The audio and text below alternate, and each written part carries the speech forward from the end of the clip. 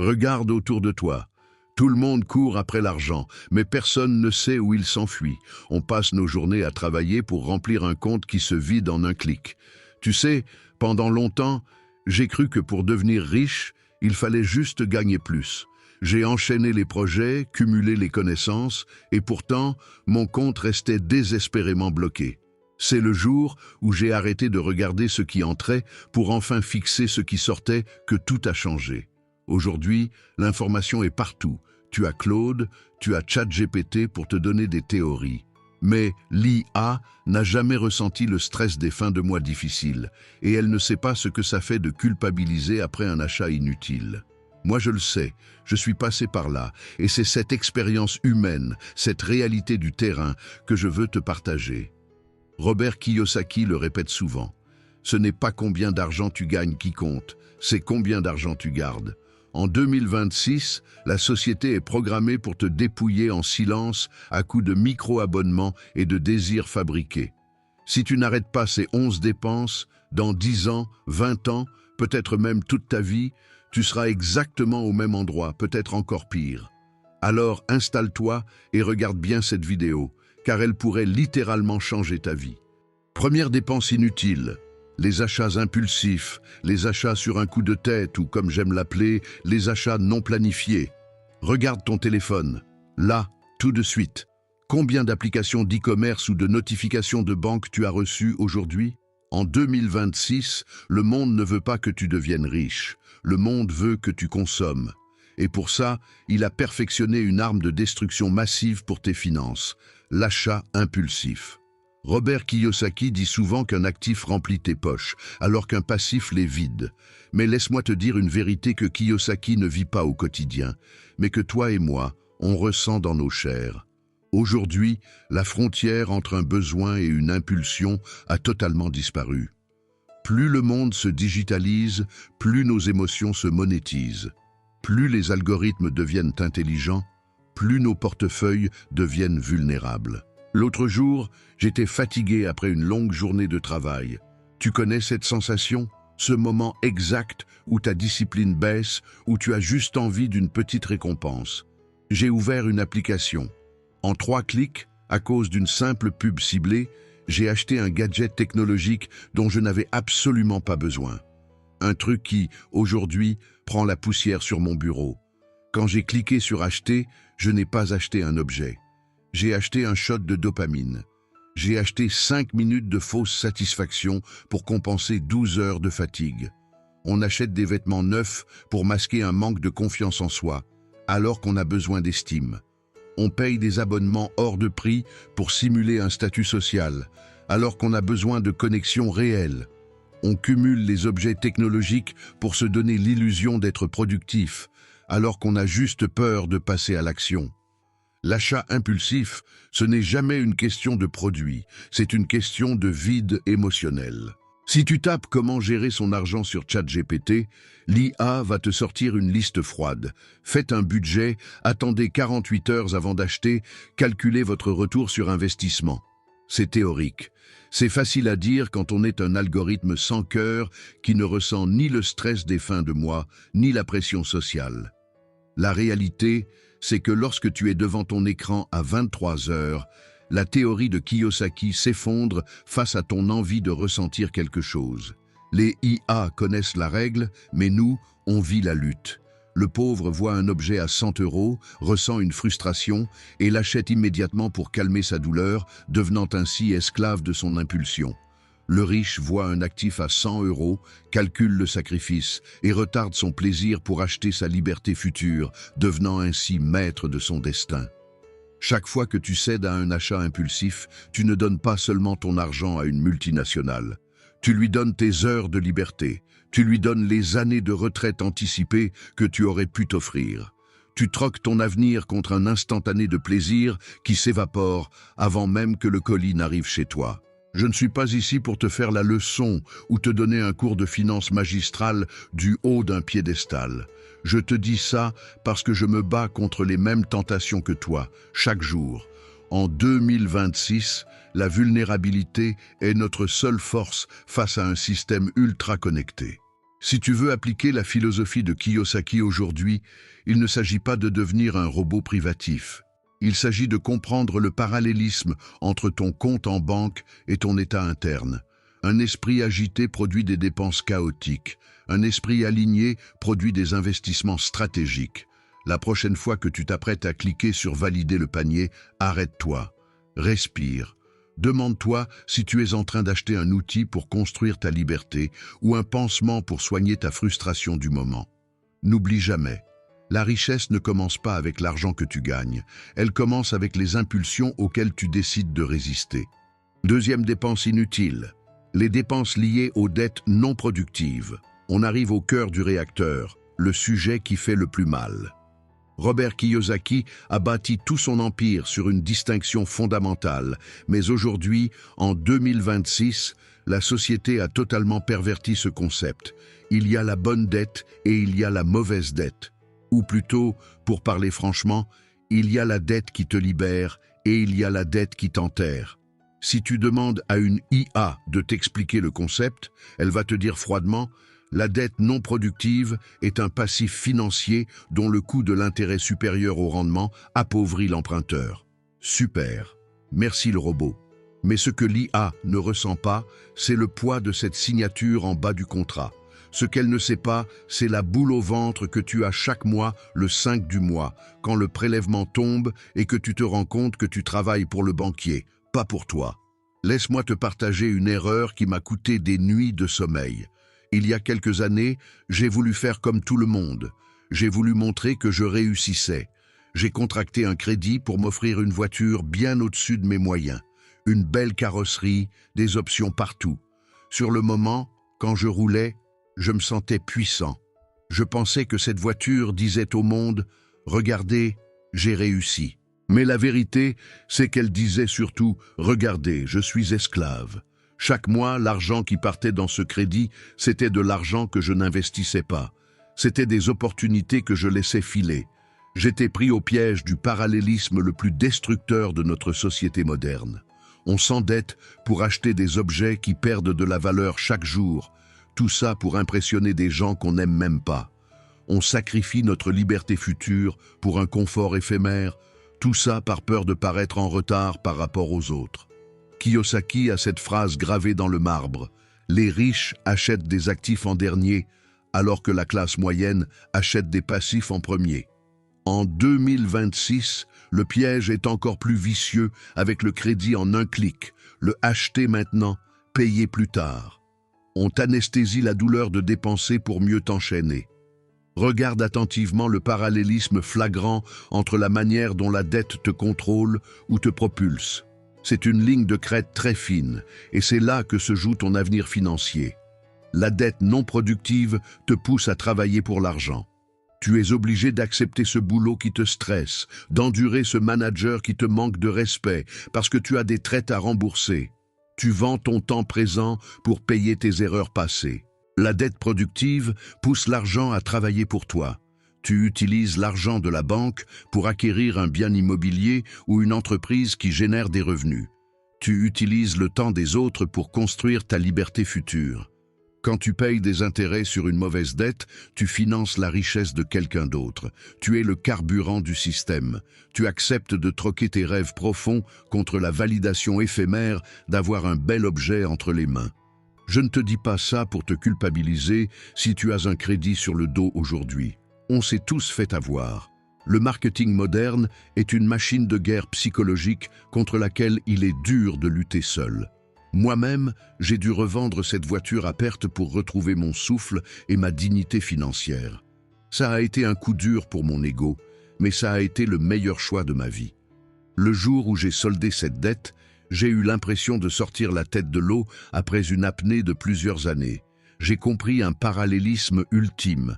Moins tu as de dettes inutiles, plus ton esprit est libre de prendre des risques. Plus tu accumules de passifs, plus tu t'enfermes dans la prison du salariat à vie. En 2026, la vraie richesse, ce n'est pas ce que tu affiches sur tes réseaux sociaux. Ce n'est pas la marque de ta voiture ou le logo sur tes vêtements. La vraie richesse, c'est le nombre de jours où tu peux vivre sans avoir besoin de bosser pour rembourser quelqu'un. C'est ça, La leçon que Kiyosaki essaie de nous transmettre à travers ses livres, et c'est le combat qu'on doit mener ensemble, pas à pas, en redevenant maître de nos choix. Troisième dépense inutile, l'obsession des marques de luxe. On vit une époque complètement folle. En 2026, si tu ouvres TikTok ou Instagram, tu as l'impression que tout le monde est millionnaire, que tout le monde porte du Gucci, du Balenciaga ou roule en classe G. C'est le règne de l'apparence, et c'est précisément là que Robert Kiyosaki frappe fort quand il dit que la classe moyenne fait tout pour paraître riche, alors que les vrais riches font tout pour être riches. Mais restons honnêtes entre nous, une IA te dirait poliment, n'achetez pas de luxe, c'est une dépréciation d'actifs immédiate de 70%. Super, mais l'IA ne sait pas ce que ça fait de se sentir invisible. Elle ne sait pas ce que c'est, ce besoin viscéral de porter un logo sur la poitrine juste pour avoir l'impression d'exister dans le regard des autres. Elle ne connaît pas cette sensation de revanche sociale qu'on cherche tous un peu quand on s'offre un objet de luxe. Moi le premier, je suis tombé dans ce panneau. J'ai économisé pendant des mois pour m'acheter une paire de baskets de marque à un prix indécent. Je pensais qu'en marchant avec, les gens me regarderaient différemment. Et tu sais quoi? Personne n'en avait rien à foutre. Pire, j'avais l'air d'un clown qui portait son loyer au pied alors que mon compte en banque criait famine. C'est le parallélisme le plus ironique de notre génération. On achète du luxe pour crier au monde qu'on a de l'argent alors qu'on vide nos poches pour le faire. On enrichit des milliardaires français ou italiens en s'appauvrissant nous-mêmes au passage. C'est une inversion totale des valeurs. On cherche à s'habiller comme des rois avec des portefeuilles de mendiants. Regarde où va le monde. Pendant qu'on se bat pour savoir si on a le dernier sac à la mode, l'économie réelle s'effondre ou se réinvente.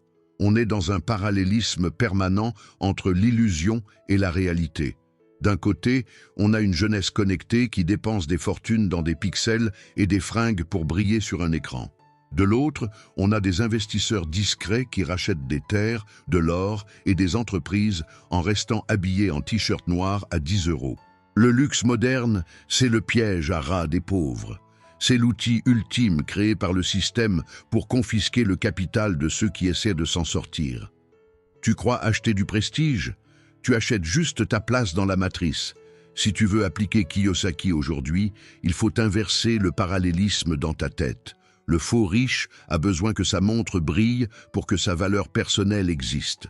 Le vrai riche sait que sa valeur est dans sa tête et que son argent doit rester dans ses actifs. Je ne te dis pas de vivre comme un moine, je te dis juste d'arrêter de financer le lifestyle des autres avant de financer ta propre liberté. En 2026, le vêtement le plus cher que tu puisses porter, c'est ta paix d'esprit. C'est de savoir que si tout s'arrête demain, tu n'as de compte à rendre à personne. Laisse les logos à ceux qui ont besoin d'une étiquette pour savoir combien ils valent et concentre-toi sur tes actifs. Quatrième dépense inutile, la surconsommation technologique. On change de dimension. Tu as vu le titre? On est passé de 5 à 13 dépenses. Pourquoi? Parce qu'en creusant la philosophie de Robert Kiyosaki adaptée à notre réalité de 2026, je me suis rendu compte que 5 points s'étaient effleuré la surface. La prison financière moderne a beaucoup plus de barreaux que prévu. Et le plus high-tech d'entre eux, c'est notre obsession à vouloir posséder le futur avant d'avoir payé notre présent. Une IA te dirait froidement: le cycle de renouvellement des smartphones est de 24 mois. Attendez l'obsolescence matérielle. Mais l'IA ne sait pas ce que ça fait de scroller à minuit et de voir la vidéo d'un créateur dont l'image est plus nette que la tienne.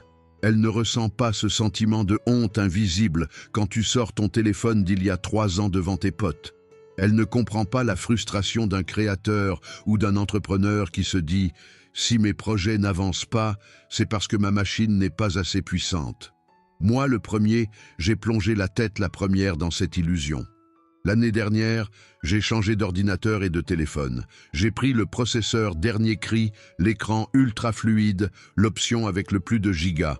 Je me disais que c'était un investissement, que j'allais travailler 2 fois plus vite. La réalité, mes vidéos n'ont pas doublé de qualité. Mes revenus n'ont pas explosé. J'ai juste dépensé de l'argent pour faire exactement la même chose qu'avant, mais avec un écran plus lumineux. J'ai confondu la puissance de mon outil avec ma propre discipline. C'est le parallélisme absurde de notre époque. On achète des machines de guerre technologiques à 2000 € pour finir par faire des tâches qu'un ordinateur à 400 € ferait très bien. On met constamment à jour nos appareils alors qu'on ne met jamais à jour nos compétences ou notre propre état d'esprit. Kiyosaki répète que la classe moyenne achète des passifs en pensant que ce sont des actifs. En 2026, le passif suprême ne prend plus de place chez toi, il est dans le cloud.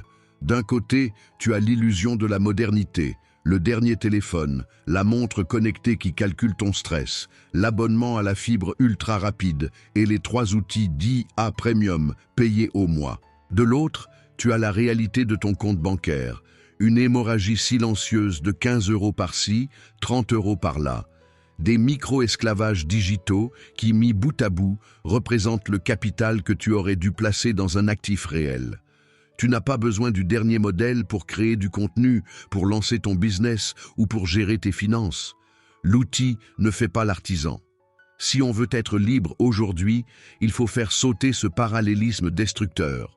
Le consommateur subit la technologie, il change de téléphone chaque année, engraisse les géants de la tech et utilise ses écrans pour fuir sa propre vie.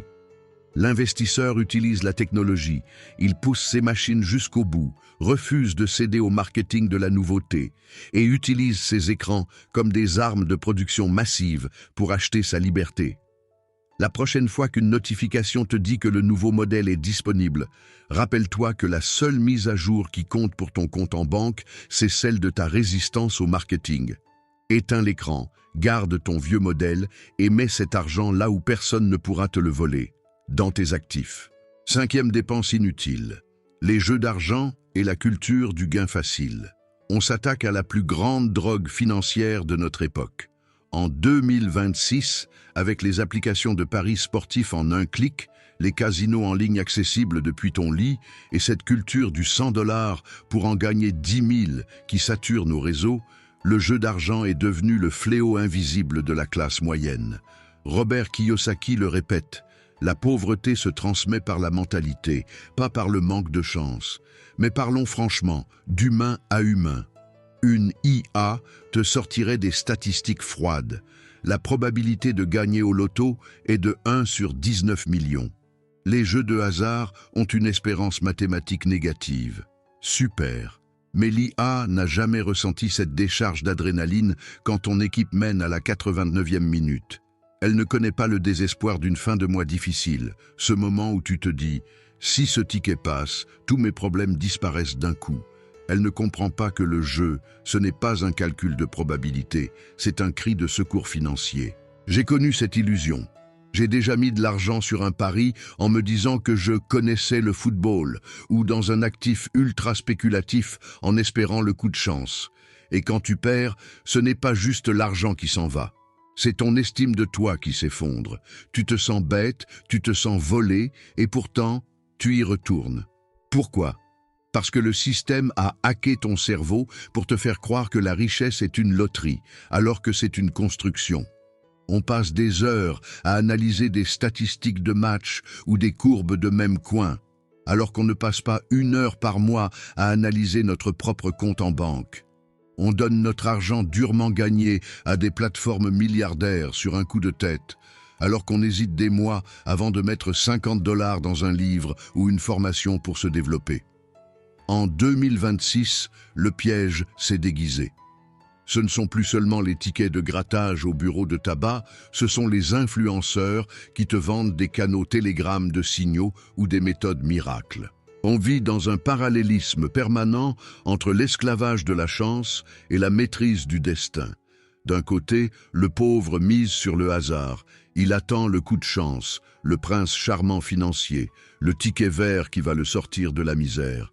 Il donne le contrôle de sa vie à l'extérieur. De l'autre, le riche mise sur les compétences. Il sait que la chance se provoque par le travail, la discipline et la maîtrise des actifs. Il garde le contrôle absolu de ses décisions. Si tu veux appliquer Kiyosaki aujourd'hui, il faut inverser la vapeur. Le jeu d'argent, c'est l'impôt sur ceux qui ne comprennent pas la finance. Arrête de parier sur la sueur des autres, les footballeurs, les algorithmes, les influenceurs. Commence à parier sur ta propre sueur, tes projets, tes compétences, tes actifs. En 2026, le meilleur pari que tu puisses faire, c'est celui que tu fais sur toi-même. L'adrénaline d'un gain rapide ne vaudra jamais la paix d'esprit d'un empire financier que tu as construit de tes propres mains, brique par brique, sans dépendre de la chance de personne. Sixième dépense inutile, les achats de statut social. On touche à la blessure la plus profonde de notre ego. En 2026, la pire faillite n'est pas bancaire, elle est sociale. On a créé un monde où ne pas afficher sa réussite équivaut à avoir échoué. Robert Kiyosaki le répète depuis des décennies. La classe moyenne achète des babioles pour avoir l'air riche, tandis que les vrais riches restent discrets et achètent du temps. Une intelligence artificielle te dirait froidement: le coût d'opportunité d'un passif de prestige réduit votre capacité d'investissement à long terme. Mais l'IA ne sait pas ce que ça fait d'arriver dans une fête de famille et de sentir le regard pesant des oncles et des cousins.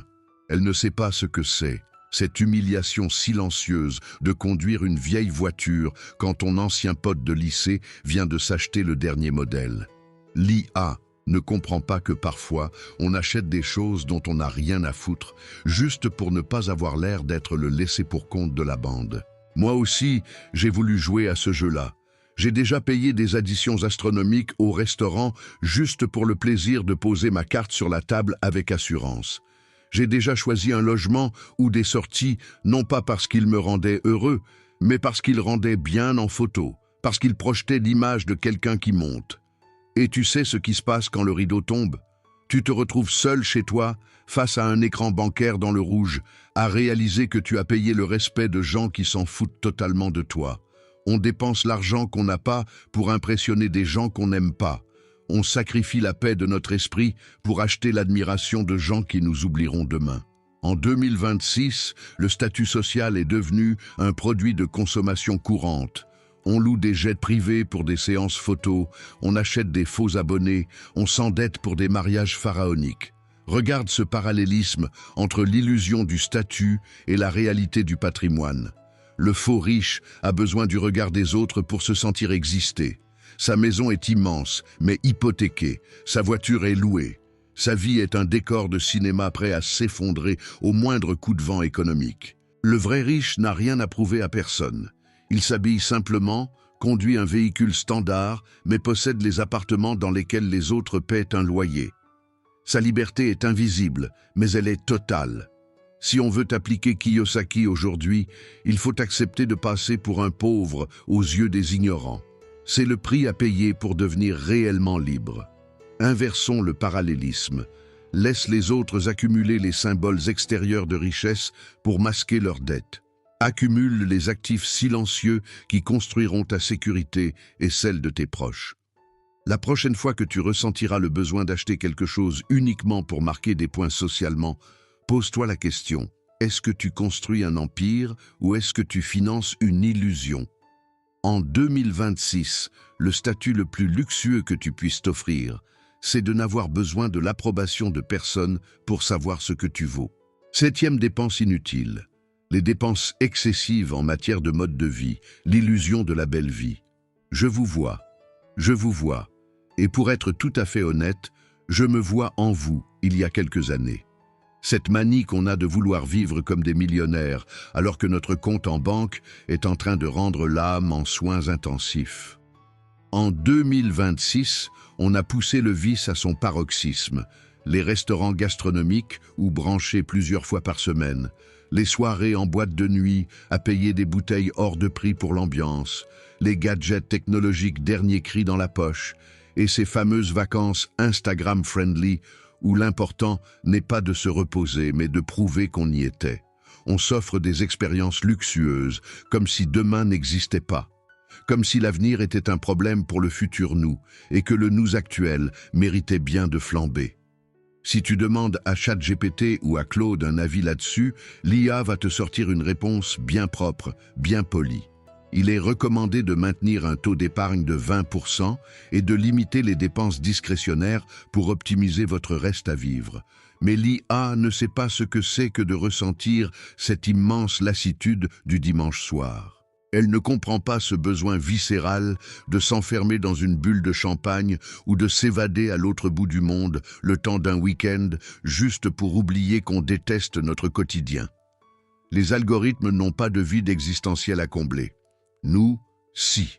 Moi aussi, j'ai joué à ce jeu dangereux. J'ai déjà réservé un hôtel hors de prix juste pour la vue de la piscine à débordement, pour pouvoir poster cette fameuse story qui fait baver les abonnés et les collègues. Sur le moment, quand le serveur t'apporte ton cocktail, tu te sens flotté.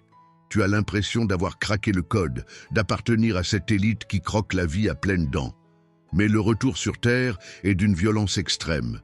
Quand tu rentres chez toi, que les paillettes s'effacent et que tu ouvres ton application bancaire, la réalité te rattrape à la gorge. Tu as acheté 15 secondes d'illusion au prix de plusieurs mois de stress financier. C'est le parallélisme destructeur de notre génération. On s'offre des week-ends de roi pour fuir une vie de cadre stressé, alors qu'on devrait utiliser cet argent pour bâtir une vie dont on n'a plus besoin de s'échapper. On claque des fortunes dans des soirées éphémères pour ressentir de l'importance, alors qu'on vide la seule chose qui pourrait nous donner une réelle sécurité, notre capital. Robert Kiyosaki dit une chose très simple. La différence entre les riches et les pauvres, c'est que les pauvres achètent le luxe en premier avec l'argent qu'ils n'ont pas encore gagné, alors que les riches l'achètent en dernier, avec les miettes générées par leurs actifs. Aujourd'hui, on fait exactement l'inverse. On vit dans un parallélisme permanent entre la gratification immédiate et le sacrifice à long terme.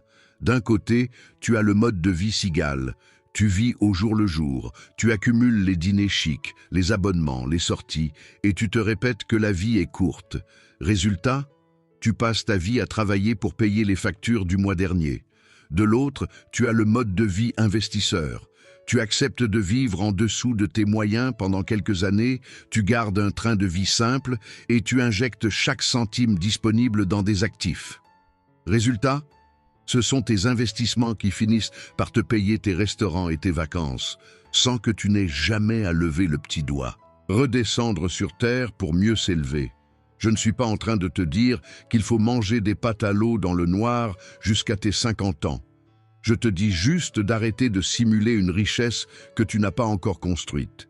C'est un piège mental. Chaque fois que tu sors ta carte pour une dépense excessive qui ne sert qu'à nourrir ton besoin de paraître ou de fuir, tu vends une semaine, un mois, une année de ta liberté future. Arrête de financer le rêve des restaurateurs, des patrons de boîtes et des compagnies aériennes. Commence à financer ton propre rêve de liberté.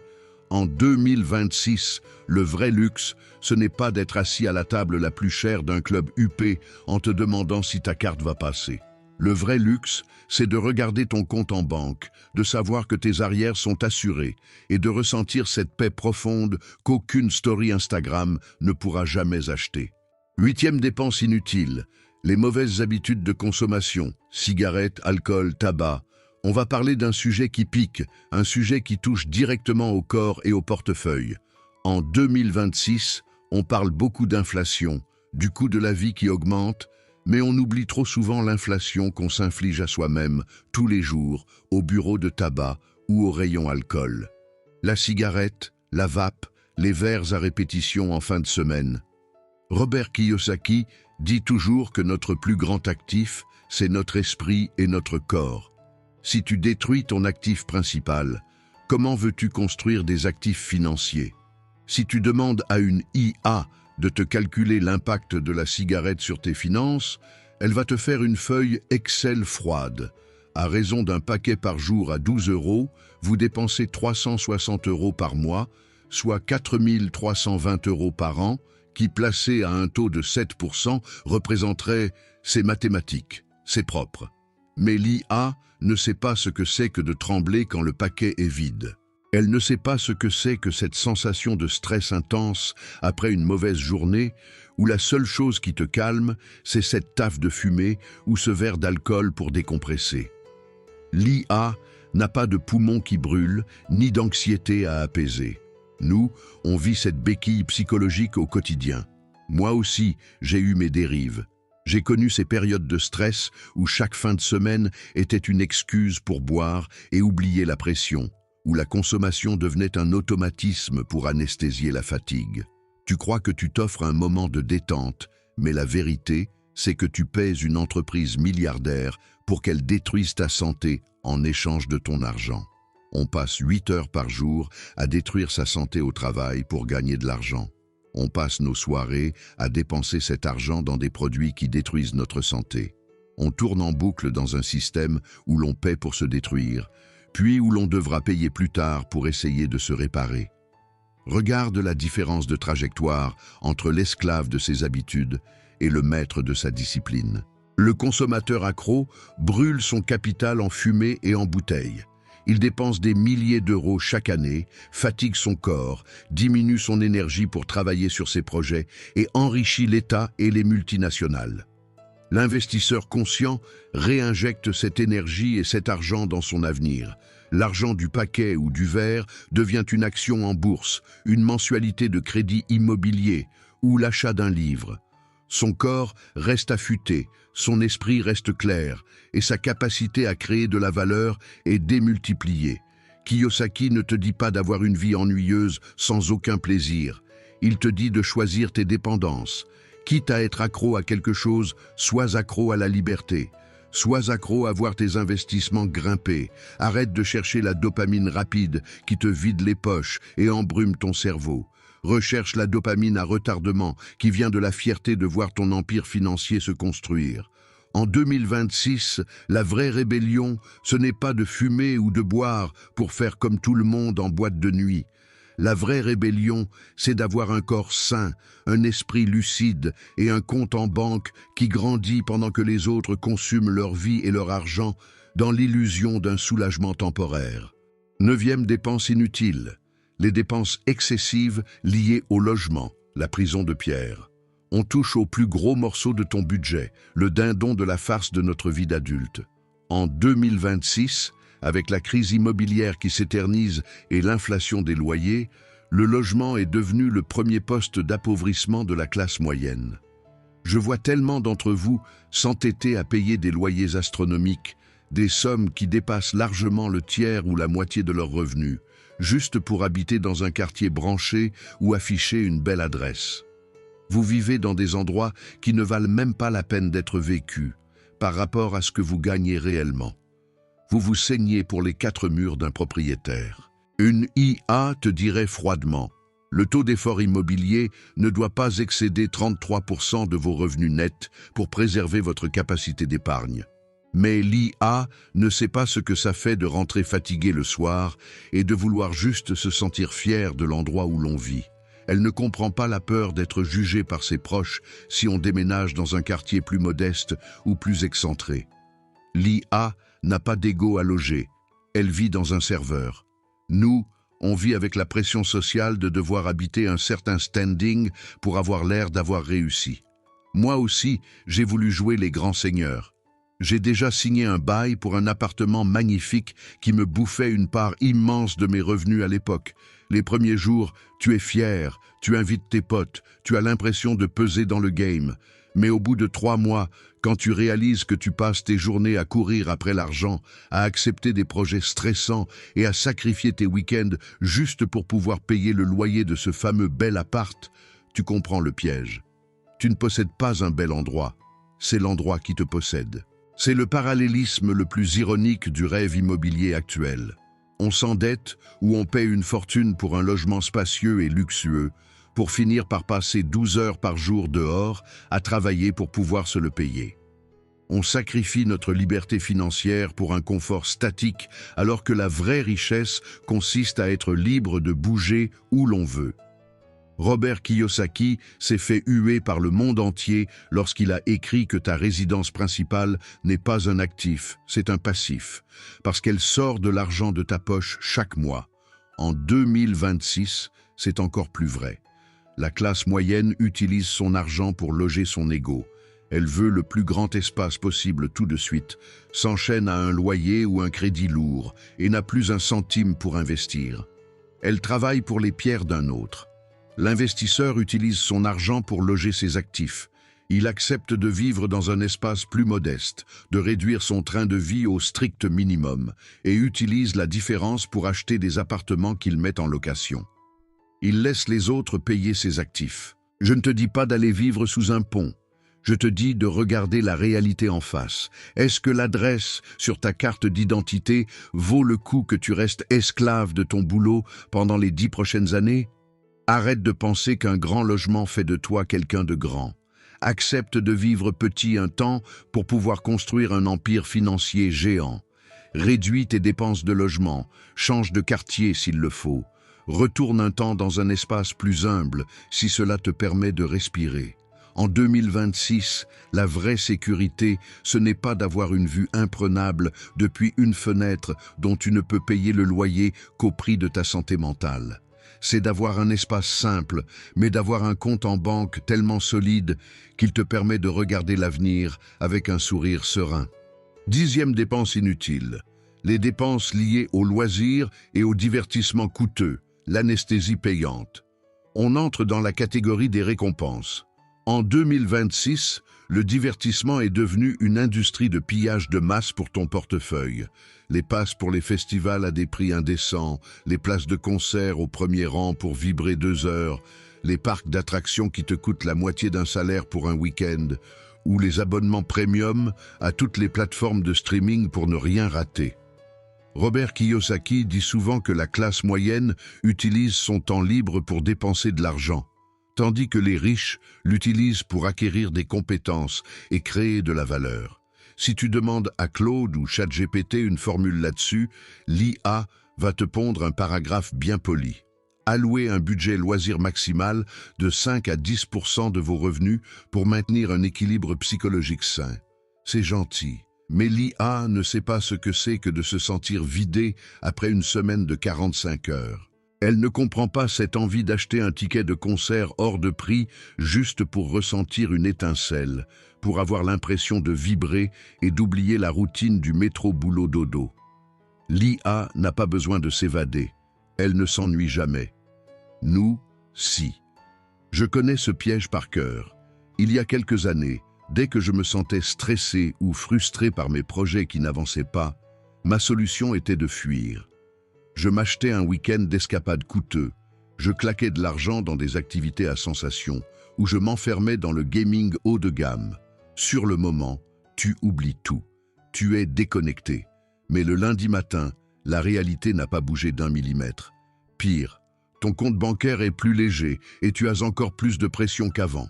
Tu as payé pour anesthésier ton mécontentement au lieu de régler le problème à la racine. On dépense des fortunes dans des divertissements qui consomment notre attention pour fuir une réalité financière instable. On refuse de passer nos week-ends à bâtir un business ou à se former sous prétexte que c'est trop dur et qu'on a besoin de décompresser. En 2026, la matrice a tout prévu pour que tu restes assis à consommer du spectacle. Le pauvre cherche la distraction immédiate. Il paie pour être spectateur de la vie des autres. Sportif, artiste, créateur, vide ses poches pour du plaisir éphémère et retourne travailler le lendemain pour renouveler l'expérience. Le riche cherche la création à long terme. Il préfère être l'acteur de sa propre vie. Il utilise ses loisirs pour lire, networker, faire du sport ou développer un actif. Son divertissement suprême, c'est de voir ses projets grandir. Je ne te dis pas de devenir un robot austère qui refuse de s'amuser. Le plaisir fait partie de la vie.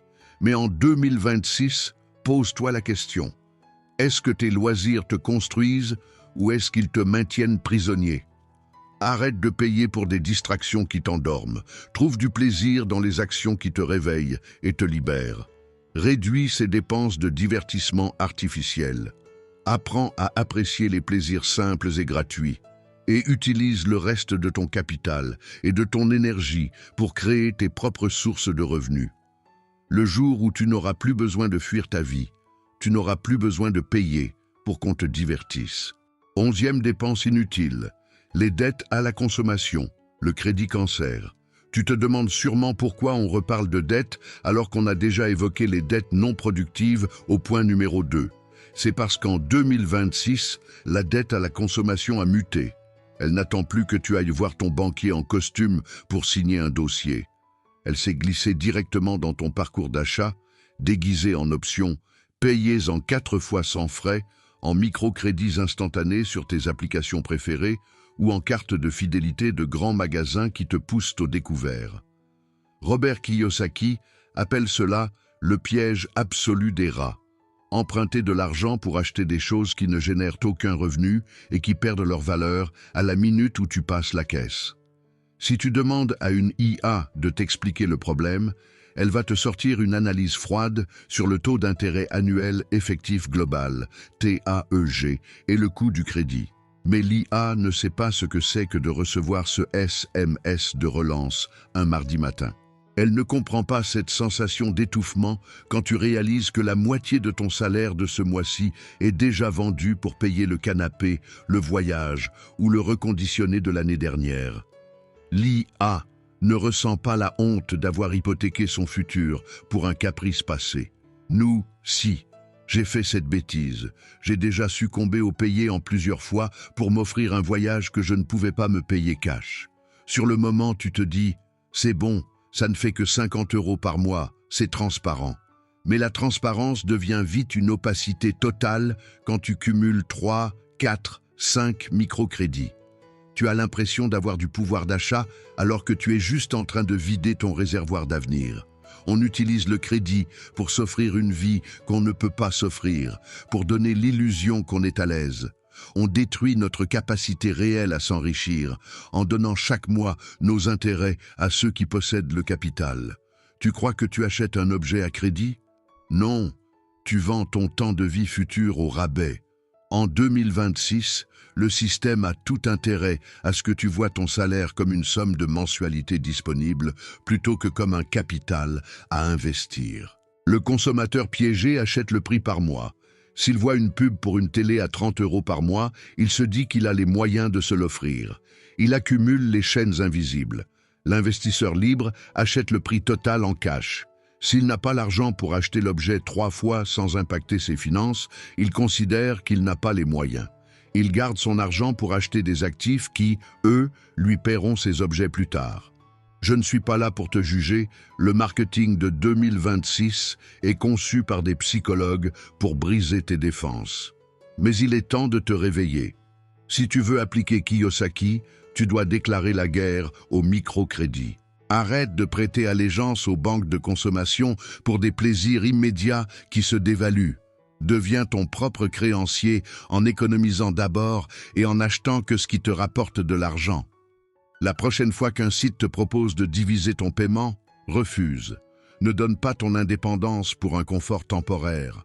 En 2026, la vraie richesse, c'est de regarder ton compte et de savoir que chaque euro qui y entre t'appartient à 100%, sans que tu n'aies à reverser la moindre miette au système. Merci d'avoir regardé. Abonnez-vous à la chaîne et partage cette vidéo à personne que tu aimes. Ça pourrait changer quelque chose dans sa vie.